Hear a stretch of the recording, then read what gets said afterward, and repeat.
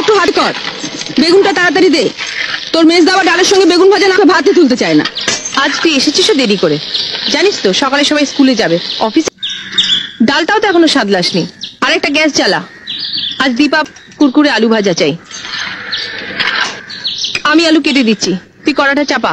আপাদি, ওর জন্য একটা মাছ ভাজা তুলে রেখেছ তো? বাপু, ভুলে গেছি। বড় বৌদিও আজ আমাকে মনে করিয়ে দেয়নি, তুলে দিয়ে দিয়েছি। অত তাড়া দিলে কি সব মনে থাকে? আর কটা দিন অপেক্ষা করো, পুজো আসছে। দুগার কাছ থেকে 8টা হাত আমি ধার চেয়ে নেব। তোমাদের ভাত না হলে কাজ করা আমার সম্ভব হচ্ছে নি। সরো। হাজলাম আপা, তাহলে তো রাবণের কাছ থেকে তোকে 9টা মাথাও ধার নিতে হয়। মাথা না হলে সকলের সব কথা মনে রাখবে কি করে? যা বলেছিস, বাড়িতে সবার আলাদা আলাদা অর্ডার, এক একজনের এক এক রকম জিভ। জীব নয় দিদি, বলো নোলা। তোমরাও তো এবারই মত বৌমা, রোজ ডাল চচ্চড়ি দিয়ে তোমরাই কি ভাত খাও? ঝোল ঝাল ঝাল দিয়ে ছাড়া তো তোমাদের মুখেও ভাত ওঠে না। আর যাদের নোলা নিয়ে এত তোমরা হাসাহাসি করছো,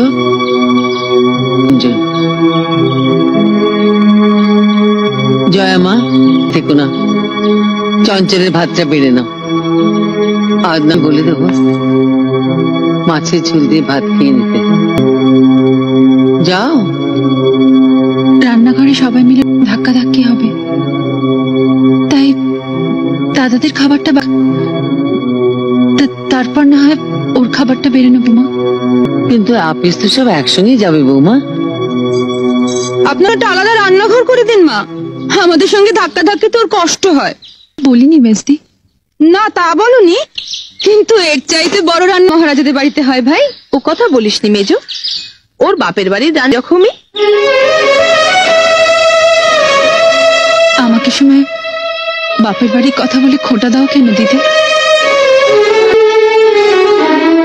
গরিব ঘরের মেয়ে বলে?